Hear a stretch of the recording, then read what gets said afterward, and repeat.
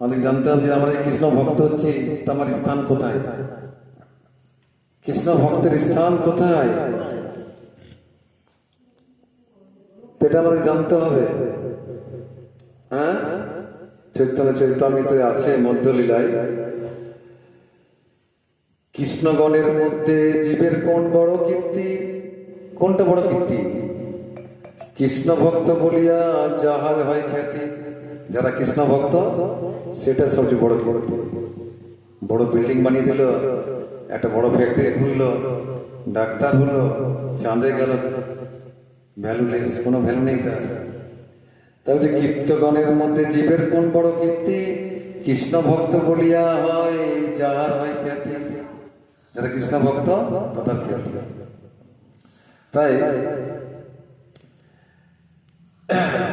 মহাপ্রভু জিজ্ঞাসা করলেন, প্রভুপাদ বলেছেন, মহাপ্রভু জিজ্ঞেস করলেন রায় রামানন্দকে, কৃষ্ণ ভক্ত হওয়া সব থেকে বড় কীর্তি। কারণ জীবের সব থেকে বড় কীর্তি হচ্ছে কৃষ্ণ ভক্ত হওয়া, সবচেয়ে বড় কীর্তি।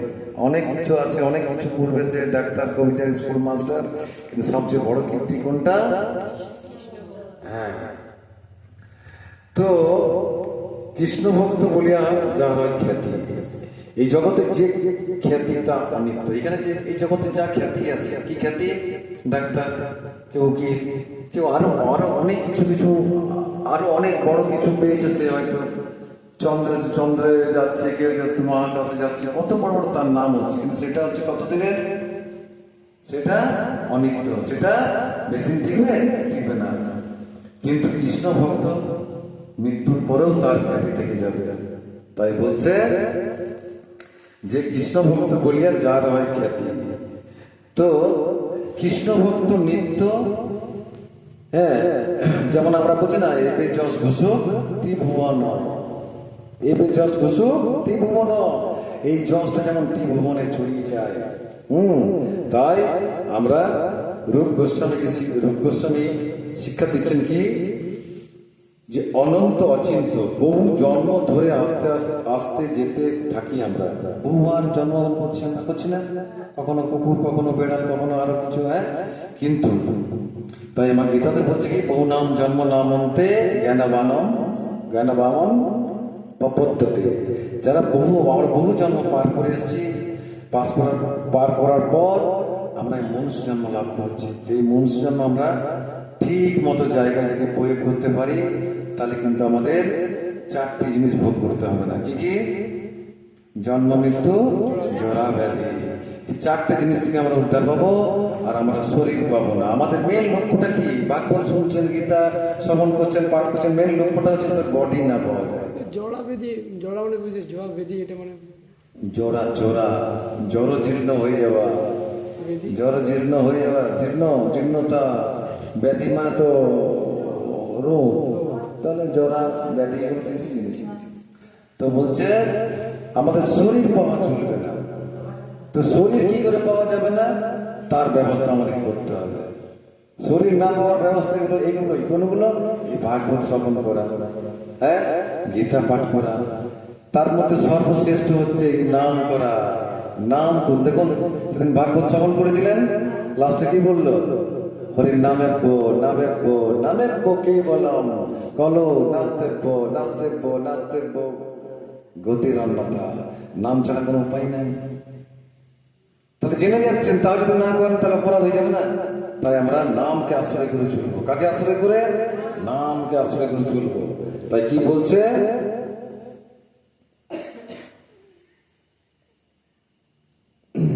তাই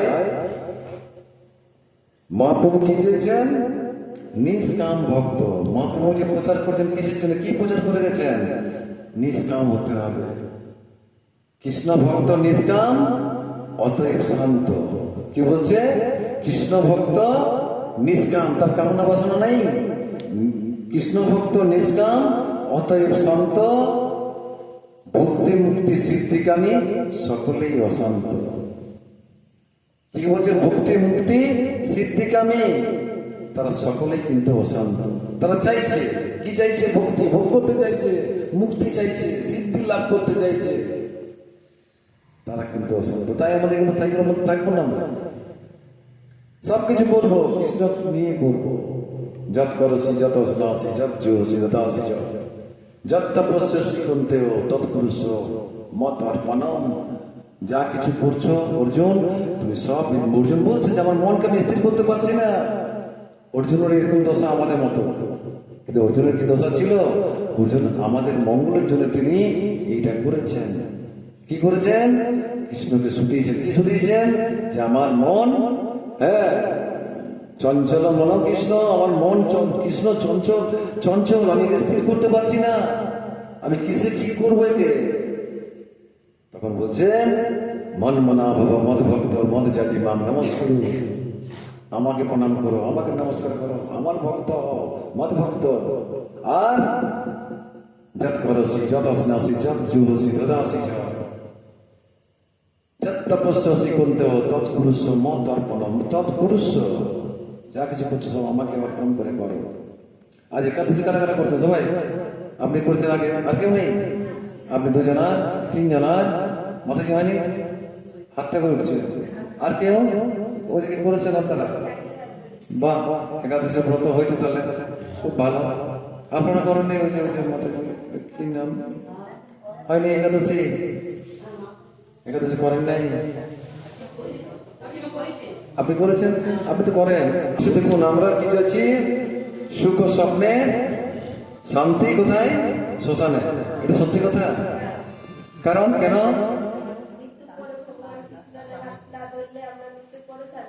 আবার আসতে হবে। তাহলে বলি চাতুর্থী দুবম মৃত্যু দুবম জন্ম মৃত্যু সহ্য।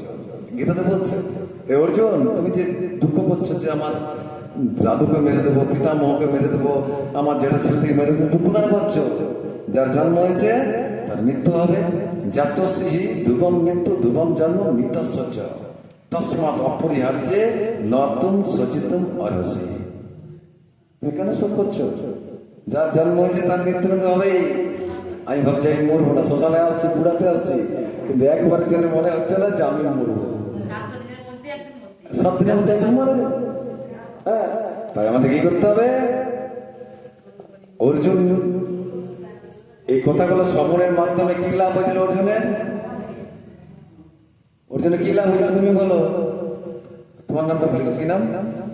হ্যাঁ, অঙ্কিতা। তোমার বলো অর্জুনের কি প্রফিট হয়েছিল? এইগুলো শ্রবণ করার ফলে অর্জুনের প্রফিট হয়েছিল, যুদ্ধে জয়লাভ করেছিল। ঠিক তো? সেরকম আমরাও যদি ভগবানের কথাগুলো মেনে চলি এবং বাস্তবায়িত করি, ইমপ্লিমেন্ট করি, তাহলে কি হবে? এই ভব সংসার থেকে আমরা উদ্ধার হতে পারবো। পারবো না? পারবো। মৃত্যুকে জয় করতে পারবো আমরা। তাই কি বলছে?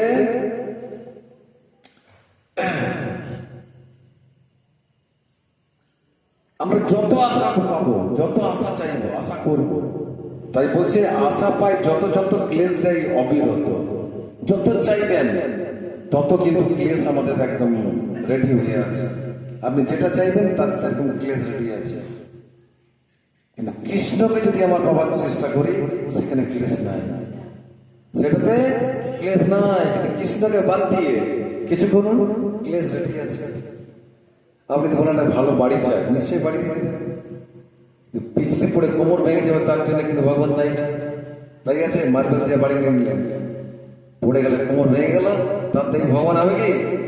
হবে না। তাহলে আমি যখন চাইছি, আশা করছি, তার ক্লেশ কিন্তু রেডি হয়ে আছে। আর কি বলছে? তাই বলছে নৈরাশ্য পরম সুখম। যদি আমাদের কোনো আশা না থাকে সেটাই হচ্ছে পরম সুখ। কি আশা থাকবে? গোবিন্দ আসবো যাব পূর্ব সেবা, এইটাই আমাদের চাওয়া এবং পাওয়া। কি করবো, কি চাইবো? হে কৃষ্ণ তুমি যেখানে রাখো আমাকে, যেমন তোমার আমি সেবা করতে পারি, এইটুকুই আমাদের চাওয়া থাকবে। আর অন্য কিছু না। অন্য চাইলেই তো বাঁধবে। কৃষ্ণকে ভুলে আছি ভোগ বাঞ্ছা করে, নিকটস্থ মায়াতারে জাপটিয়া ধরে। কৃষ্ণ নাম ভজেছি আর সব মিছে। পলাইতে পথ নাই, জম আছে পিছে। কৃষ্ণ নাম হরিনাম বড়ই মধুর, যে জনা কৃষ্ণ ভজে। আর যারা পুরুষরা বাইরে থেকে দেখছে তারা ভাবছে কি এই মেয়েগুলো মূর্খ মেয়ে। মূর্খ বাবা তুই বটিস, কারণ কৃষ্ণ কথা শ্রবণ করছিস না। হ্যাঁ, কারণ ভগবানের সিস্টেম আছে জানেন তো, পাপড় কেমন বেলেন রুটি সেরকম বেলতে জানেন উনি, একদম বেলে দেবে। তখন কিন্তু যদি বলে হে কৃষ্ণ কি হলো, তখন টাটা টাটা, তখন টাটা টাটা করে চলে যাবে। তখন কিন্তু আর কোনো উপায় নেই, ভগবান ছাড়বে না। তাই আমরা কি করব? কারণ এই জগতে আমাদের পাওয়ার কিছু নেই আর হারাবার কিছু নেই, আছে কি? হ্যাঁ, তাই আমরা দেখুন বাবা চলে গেল, অত সব বড় বাড়ি বাড়ি বানিয়ে গেল, কি লাভ হলো? উনি এত বাড়ি যা তিনটে ছেলে আছে তার থাকার জন্য, কিন্তু তো রেখে গেল তো 40 বছর সার্ভিস করলো, তারপর কত কাজ করলো, কি দরকার? ভগবানের জন্য করলে কত সুন্দরভাবে আরো থাকতে হয়, গ্যারেন্টি সমেত থাকতে। হ্যাঁ, যে গ্যারেন্টি থাকবে যাবে কৃষ্ণের কাছে। তাই আমরা তিনটে জিনিস যদি খুব ভালো করে শ্রবণ করে মনে রাখতে পারি, ঠিকই গীতারি শ্লোক, ভোক্তারাম যুগ তপসাম সর্বলোকম মহেশ্বরম সুহৃদি সর্বভূতানাম জ্ঞাতামাম শান্তিম পৃচ্ছতি। যদি কেউ শান্তি চাইছেন তাহলে এই তিনটে জিনিসকে মনে রাখতে হবে। শান্তি চান না চান না? চান। শান্তি চাই, দরকার নেই তো শান্তি চাই। শান্তি পেতে গেলে এই কোটা জিনিসকে আমরা মনে রাখতে হবে। কি কি? আমাদের ভোক্তাকে, ভোগ করবার ব্যক্তিকে কৃষ্ণ, ভোক্তারা যজ্ঞেশ্বরকে কৃষ্ণ, সর্বলোকের মহেশ্বরকে কৃষ্ণ, আর সবচাইতে প্রিয় বান্ধব কে হচ্ছে? বন্ধু, প্রিয় বন্ধু, বান্ধব নয় বন্ধু, সুহৃদ তিনি। এই চারটে জিনিস যদি আমরা কোনো মতে মনে রাখি, নিয়ে কাজ করি, শান্তি অবশ্যই হবে, অবশ্যই শান্তি আসবে। কৃষ্ণ বলছে যারা ইচ্ছা করেছেন শান্তি পাওয়ার, এই চারটে জিনিসকে মনে রাখুন। একটা হচ্ছেন উনি হচ্ছেন ভোক্তা, কিন্তু আমরা কি মনে করি? ভোক্তা মানে উনি হচ্ছেন উনি হচ্ছেন ভোগ্য ব্যক্তি, উনি ছাড়া কেউ নয়, উনি হচ্ছেন আমাদের মালিক। কিন্তু আমরা কি ভাবি? আমরা মালিক, আমরা ভাবি না আমরা মালিক। একটা বদ্ধ পরিবেশ হয়েছে, মতেছি দারুণ বাড়ি, তো প্রচারে গেছি আমার বাড়িতে, দারুণ বাড়ি, হ্যাঁ খুব ভালো বাড়ি। এটা কি আমার বাড়ি? এটা কৃষ্ণের বাড়ি। হয়তো বলুন ঠিক আছে, ঠিক বলছে, আপনার পরে কথা বলবো। বলছি কি, কেন বলুন প্রভু? আমার পাঠ হয়ে যায়, পাঠ হয়ে যাওয়ার পর প্রভু মাতাজি আপনি তো বললেন এটা কৃষ্ণের বাড়ি, তাহলে কালকে দলিলটা নিয়ে সাইন করে দেবেন, আপনি কৃষ্ণের নামে সাইন করে দেবেন, গুরুকুল তো কৃষ্ণেরই, সাইন করে দেবেন। চুপ হয়ে গেল, অত সহজ নয়। মুখে বলে দিলাম বাড়িটা কেন কৃষ্ণের বাড়ি, দেন বাড়িটা কৃষ্ণের জন্য। আমি বলতে পারি গাড়িটা হচ্ছে কৃষ্ণের গাড়ি, গাড়িটা সবাই কৃষ্ণের জন্যই চলে। ওইরকম মনোবৃত্তি তৈরি করতে হবে। ভক্তারাম, তুমি ভোগ্য ব্যক্তি, তুমি হচ্ছে যোগেশ্বর, তুমি হচ্ছ সর্বলোকের মহেশ্বর, এবং তুমি হচ্ছ সুহৃদ। আর কেউ নাই। আমাকে আমার বাবা মরে যেতে বলছে, যে আমার বাড়ির লোক বলছে যে সবাই কান্নাকাটি করছে, তোর চোখে জল নাই কেন? বললাম জানি বাবা, তো আবার জন্ম পাবে, জন্ম দুঃখ কোথায়? বাবা তো ভালো, শরীরটা কত জীর্ণ হয়ে গেছে, বাবার হাড় গোড় বেরিয়ে গেছে, বাবা ভালো করে চলতে পারছে না, করতে পারছে না, ভালো না। হ্যাঁ, তবে কাজটা আমাকে করতে হবে, প্রত্যেকের কাজটা আমাকে করতে হবে। কটা নরক আছে? হ্যাঁ, 28টা নরক আছে। তার মধ্যে একটা নরকের নাম হচ্ছে পুত পুত নামক নরক থেকে যে সন্তান তার পিতা মাতাকে উদ্ধার করতে পারে সেই হচ্ছে পুত্র। তো উদ্ধার করার উপায়টা কি? আমার বাবা হয়তো কৃষ্ণকে ভালোবাসত, কিন্তু নাম জপ অত করতো না, যেটা সত্যি সেটা ভগবান আছে সামনে মিথ্যা বলা যাবে না। কৃষ্ণ কিন্তু ভালোবাসত। তাহলে বাবার ওই আত্মাকে কোনো ঠেকাতে গেলে একটাই উপায়। কি উপায়? গোকর্ণের কথা তো শুনেছেন আপনারা, যার কানগুলো গরুর মতো ছিল, তার ভাইকে কি করে উদ্ধার করেছিল? ভাগবত শ্রবণ করিয়ে। সেরকম বৈষ্ণব সেবা হবে আমার বাড়িতে। সেদিকে ভাগবত কথা বৃন্দাবন থেকে আসছে, নবদ্বীপ থেকে, প্রভুদেব শ্রীমুখ দিয়ে ভগবানের কথা শুনবেন, সেদিকে প্রসাদ পাবেন, আর মদন গোপালকে দর্শন করতে পারবেন। যেতে পারবেন সেদিন তো নাকি, নাকি না? শিয়ার কজন যাবেন একটা জানাবেন আগে আমাদের, জানিয়ে দেবেন। ওখানে ভগবানের প্রসাদ পাবেন, ভগবানের কথা শ্রবণ করতে পারবেন। তো যেটা বলছিলাম, তাহলে আমরা এই চারটে জিনিস খালি মনে রাখলাম, কৃষ্ণ আমার সব। আর তাহলে কিন্তু আমাদেরকে বারবার জন্মগ্রহণ করতে হবে। কারণ এখন মানুষ এতই এরকম হয়ে গেছে, একজন ভদ্র মহিলার বয়স খুব জোর হলে 30, বিয়ে করছে কত বয়স? 82-84 বছর বয়সে বৃদ্ধকে বিয়ে করছে। আর ভাই তুমি এত কম বয়সের মধ্যে তুমি এত বলছে আমার ইনকাম দেখতে হবে। কি ইনকাম? বয়স্ক লোক তো মারা যাবে, তার অ্যাকাউন্ট চিন্তা করে নিচ্ছে, সেবার মনোবৃত্তি নাই, কি করা হবে? টাকাটা আমার দিন কম ইনকাম, আর দিন কম ইনকাম হবে আর জলদি মরে যাবে। দিন কম, তো দুটো জিনিস পাচ্ছে সব সময় পাওয়ার চিন্তা। হ্যাঁ, ইনকাম আর দিন কম।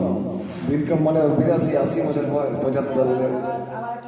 হ্যাঁ, যেমন এখন কে করলো অরুণ লাল, 70-75 বছর বয়স, 11 বছর বিয়ে করলো, ক্রিকেটার। কি অবস্থা! তো যাই হোক, সব চিন্তা করলো আমাদের যে করছে বিয়ে করবো, কৃষ্ণের মতো বিয়ে কাগজ করতে হবে। কতগুলো বউ ছিল? 108। হ্যাঁ, সব জায়গাতে তিনি এসেছিলেন। হ্যাঁ, বলুন, এটা আমাদের গীতা কথা হবে। কি যোগ? সাংখ্যযোগ 23। ছিদ্যন্তি শস্ত্রাণি ন এনম দহতি পাবক ন চ এনম ক্লেদয়ন্তি আপ ন শস্যয়তি মারুত। আত্মাকে অস্ত্রের দ্বারা কাটা যাবে না, আগুনে পোড়ানো যাবে না, জলে ভেজানো যাবে না, অথবা হাওয়াতে শুকানো যায় না। তাহলে আত্মার মৃত্যু হয় না, কিন্তু কাঁদি। কেন কাঁদি? মায়া। কি মায়া? কে সকালবেলায় চাটা করে দিবে গো, কে বেগুন বিলাতি লাগাবে গো, আর কে আমাকে ডাকবে বলে নিজের স্বার্থ জন্য। তারপরে বলছে আত্মাটা কেমন? অচ্ছেদ্য অয়ম অদাহ্য অয়ম অক্লেদ্য অশস্য এবচ নিত্য সর্বগত স্থান অচল অয়ম সনাতন। কি বলছে? আমার সাথে বলতে হবে এটা 24টা। অচ্ছেদ্য অয়ম অদাহ্য অয়ম অক্লেদ্য অশস্য এবচ নিত্য সর্বগত স্থান অচল অয়ম সনাতন। অচ্ছেদ্য অয়ম অদাহ্য অয়ম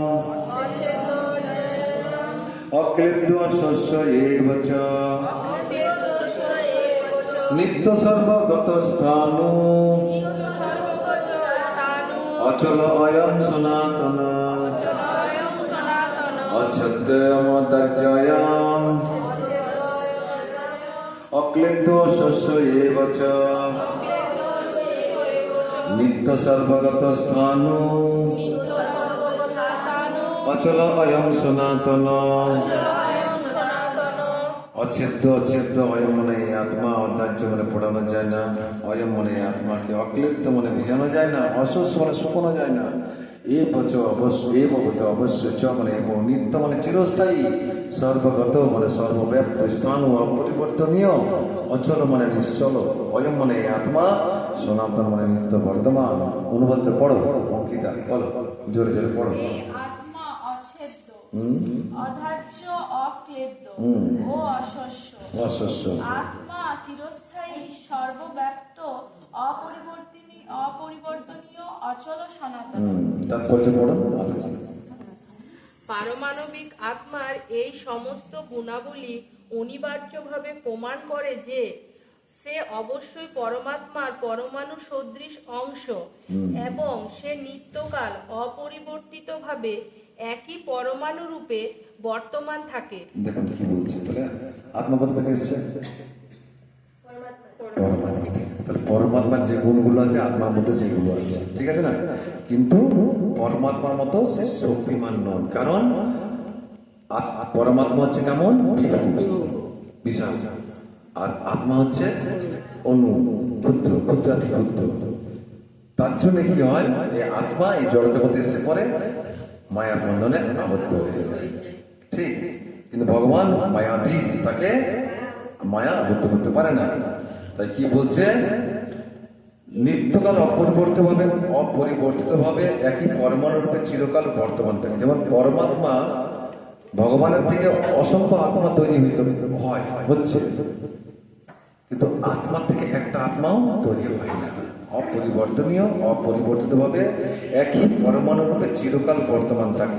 আগে যা ছিল, পরে থাকবে, এখন আছে। বলুন।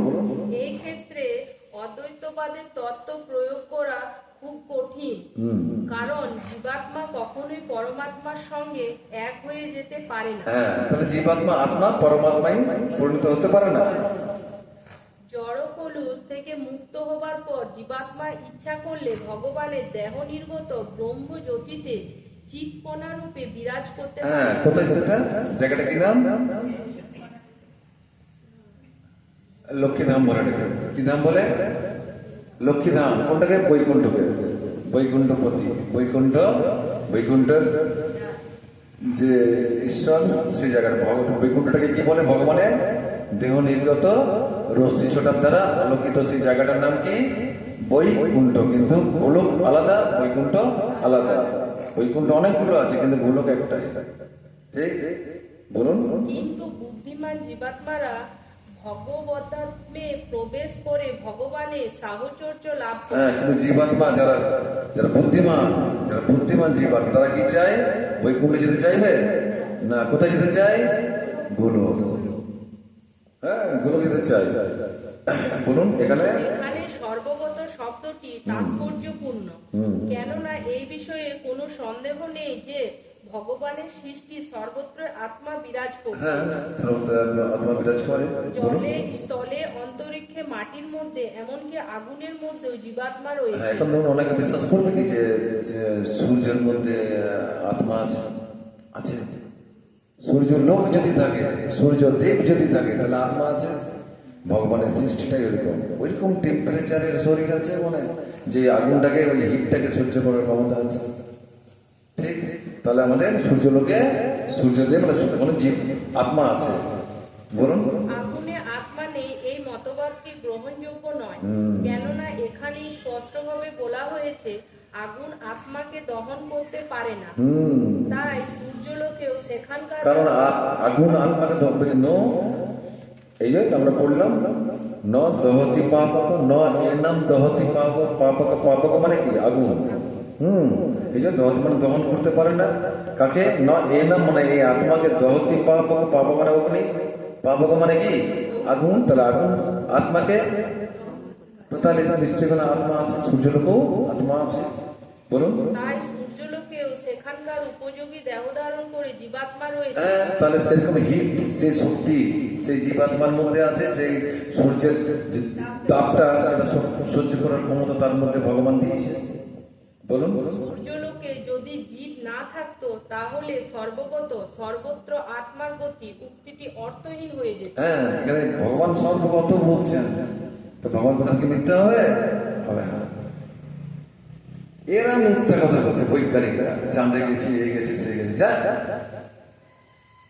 যে কি এনে দেখাচ্ছে, সব ভুল ভ্রান্তি আমাদেরকে বিভ্রান্ত করে দিচ্ছে।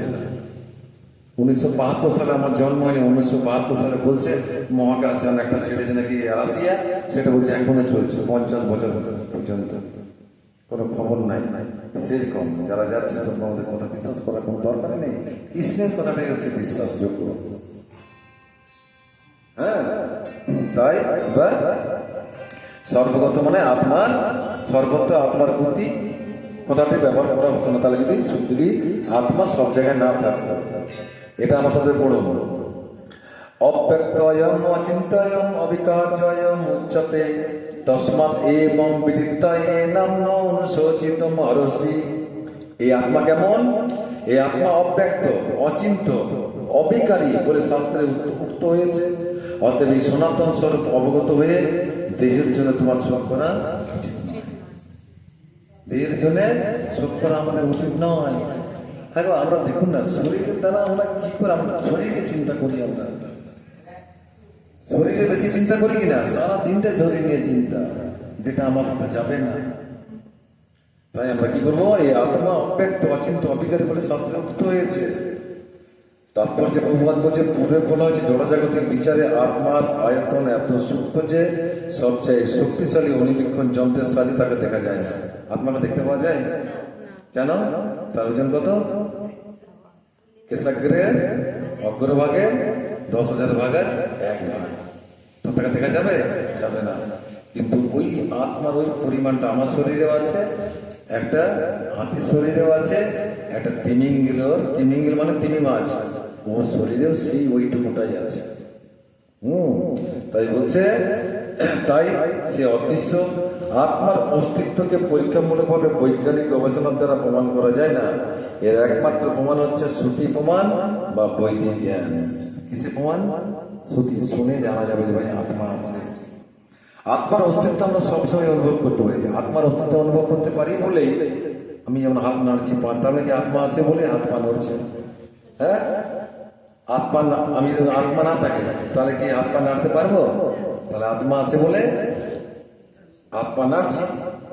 এর একমাত্র প্রমাণ শ্রুতি প্রমাণ বা বৈদিক জ্ঞান। আত্মার অস্তিত্ব আমরা সবসময় অনুভব করতে পারি। আত্মার অস্তিত্ব সম্বন্ধে কারো মনে কোনো সন্দেহ থাকা উচিত নয়। তাই এই বৈদিক সত্যকে আমাদের গ্রহণ করতে হবে, কারণ এছাড়া কোনো উপায়ে আত্মার অস্তিত্বের এই নিগুড় তত্ত্বকে জানতে পারা যায় না। উচ্চতর কর্তৃপক্ষের পর নির্ভর করে আমাদের অনেক কিছুকে স্বীকার করতে হয়।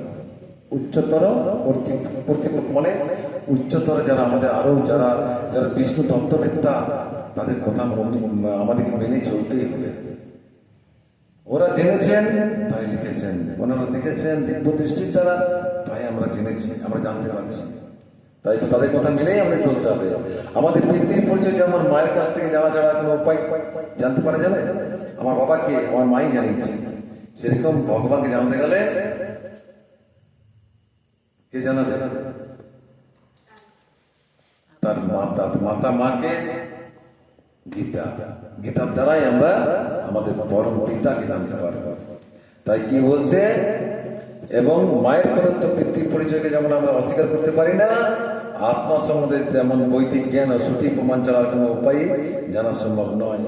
পক্ষান্তরে বলা যায়, মানুষের সীমিত ইন্দ্রিয়লব্ধ জড় জ্ঞানের দ্বারা কখনোই আত্মার তত্ত্ব উপলব্ধি করা যায় না। বেদে বলা হয়েছে আত্মা হচ্ছে চেতন বস্তু, আত্মার থেকে সমস্ত চেতনার প্রকাশ হয়। এই সত্যকে আমরা অনায়াসে উপলব্ধি করতে পারি। তাই যারা বুদ্ধিমান তারা এই বৈদিক সত্যকে স্বীকার করেন।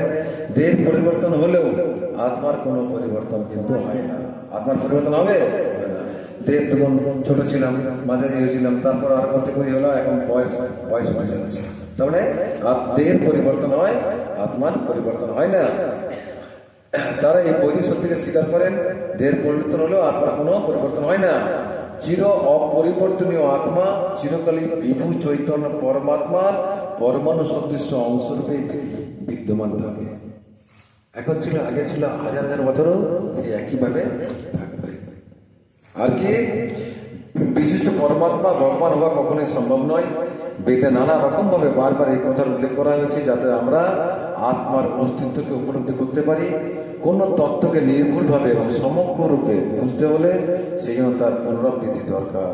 বার করে আমরা গীতার সঙ্গে যুক্ত থাকবো, তাহলে জানতে পারবো যে আত্মা কি, দেহ কি, এই সম্বন্ধে আমাদের জ্ঞানটা দরকার আছে। আমরা বুঝতে পারি না, আমরা হামাও করে কেঁদে বেড়াই, আমরা এর জন্য শরীরের জন্য কত লোকের সঙ্গে ঝগড়া করে দিই, হ্যাঁ করি না? আমি আমার খাবারটা নিয়ে নিচ্ছে, তাহলে কত অশান্তি হয়ে যায় আমাদের। নেক না ভগবান দেখ চিন্তা কিসের চিন্তা?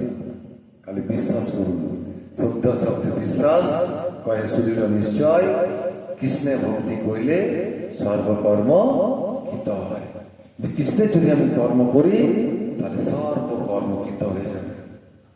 আর কি কৃষ্ণের জন্য কর্ম, সর্বশ্রেষ্ঠ কর্ম কোনটা? এত সব ভাগবত শুনলেন, সর্বশ্রেষ্ঠ কর্ম কোনটা? কোনটা?